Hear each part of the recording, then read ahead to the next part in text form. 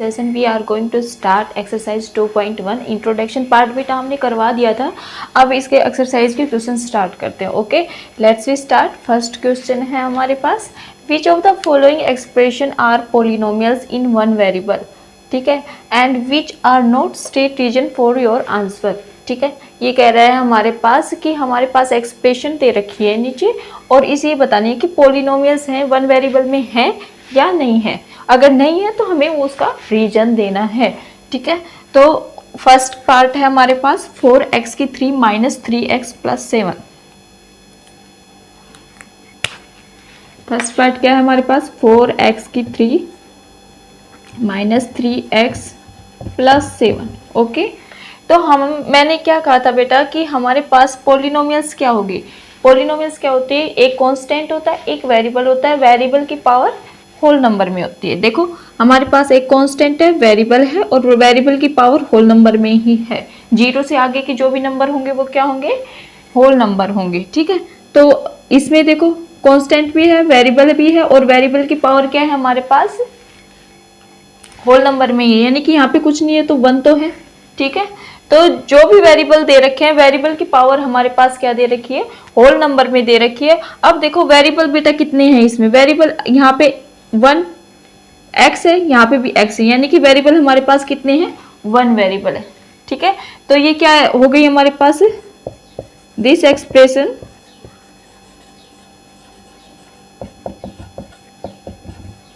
Is polynomials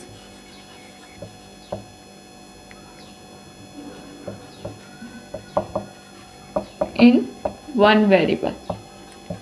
ठीक है,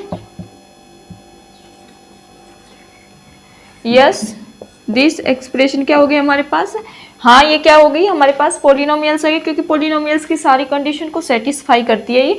firstly हमने ये कहा था कांस्टेंट और वेरिएबल की पावर क्या होनी चाहिए हमारे पास, होल नंबर में होनी चाहिए। तो वेरिएबल की पावर हमारे पास होल नंबर में है और 1 वेरिएबल ही है, क्योंकि यहाँ पे भी x है और यहाँ पे भी x है। ठीक है, तो ये क्या हो गया हमारे पास, 1 variable.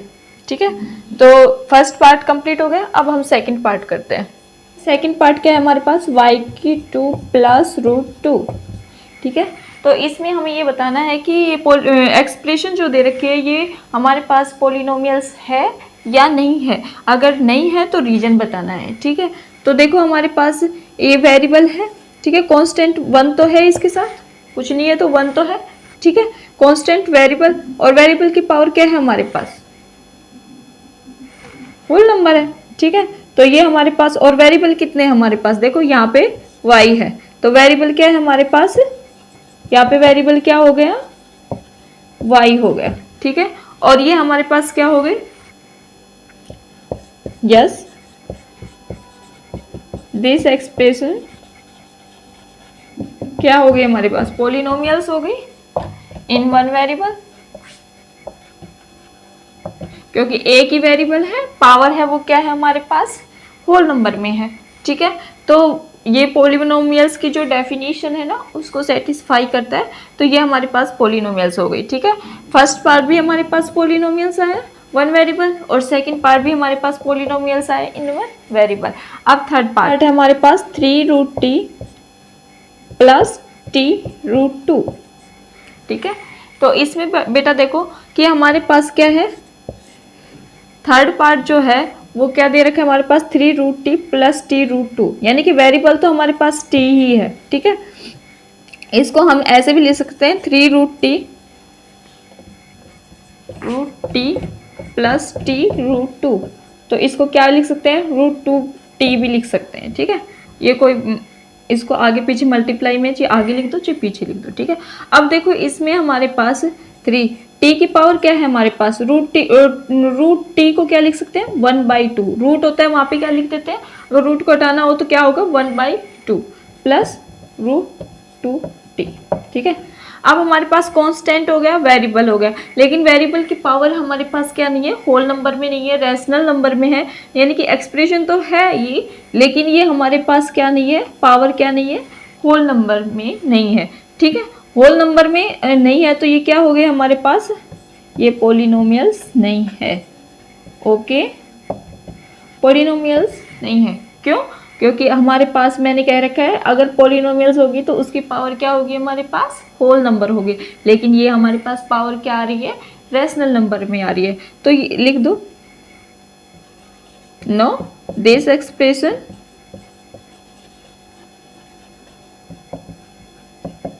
is not polynomials because the exponent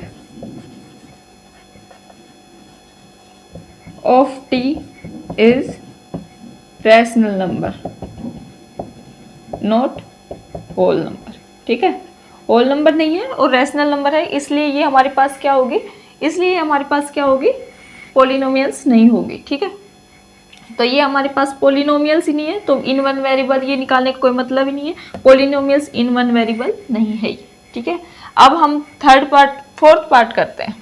तो हमारे पास y प्लस 2 अपॉन में y।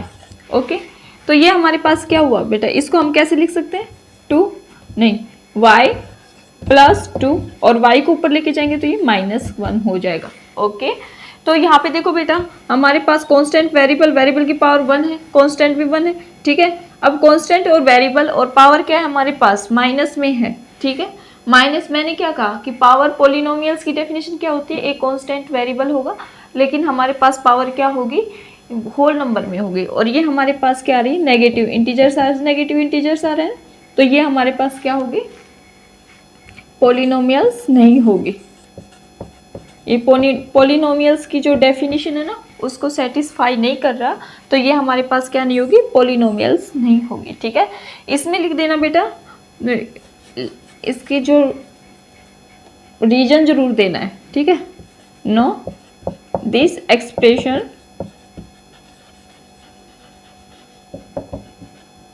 Is not polynomials because we observe that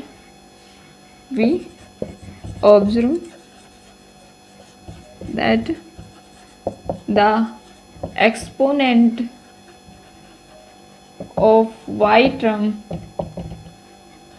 is not whole number, so this expression is not satisfy the condition, the definition of polynomials। ठीक है, ये लिख देना बेटा, इसका एक्सप्लेन करके जरूर बताना है, नहीं तो मार्क्स आपके कट जाएंगे। ठीक है, तो ये हमारे पास फोर्थ पार्ट था, अब हम फिफ्थ पार्ट करेंगे। हमारे पास x की 10 प्लस y की 3 प्लस t की 50। ठीक है, तो हमें ये बताना है कि वन वेरिएबल में पॉलिनोमियल्स है या नहीं है। देखो बेटा, इसमें हमारे पास एक कांस्टेंट है, वेरिएबल है, वेरिएबल की पावर होल नंबर में है। कांस्टेंट कुछ नहीं है तो 1 तो है ना, इसमें भी कुछ नहीं है तो 1 तो है, कांस्टेंट वेरिएबल है। ठीक है, पावर क्या है हमारे पास, ठीक है, पावर क्या है हमारे पास, होल नंबर में। कांस्टेंट वेरिएबल और पावर क्या है हमारे पास, अगर वेरिएबल है हमारे पास तो वेरिएबल की पावर पॉलिनोमियल्स में क्या होती है, होल नंबर होती है। और ये भी होल नंबर है, 0 से आगे के जो भी नंबर होते हैं वो होल नंबर होते हैं। तो ये सारी कंडीशन को सेटिस्फाई कर रहा है। लेकिन एक बात देखो बेटा, इसमें 1 वेरिएबल पूछा है लेकिन हमारे पास वेरिएबल कितने आ रहे हैं, एक तो x आ रहा है, एक y आ रहा है और एक t आ रहा है। ठीक है, तो 1 वेरिएबल के लिए कंडीशन सेटिस्फाई नहीं है, लेकिन हमारे पास ये पॉलिनोमियल्स है, लेकिन ये क्या नहीं है, 1 वेरिएबल नहीं है। तो no this expression is not polynomials in 1 variable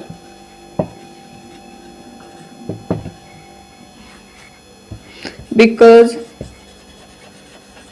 we know that this expression has 3 variables। ठीक है, इसमें क्या है हमारे पास, 3 वेरिएबल है, तो ये हमारे पास पॉलिनोमियल्स इन 1 वेरिएबल की कंडीशन को सेटिस्फाई नहीं करता है।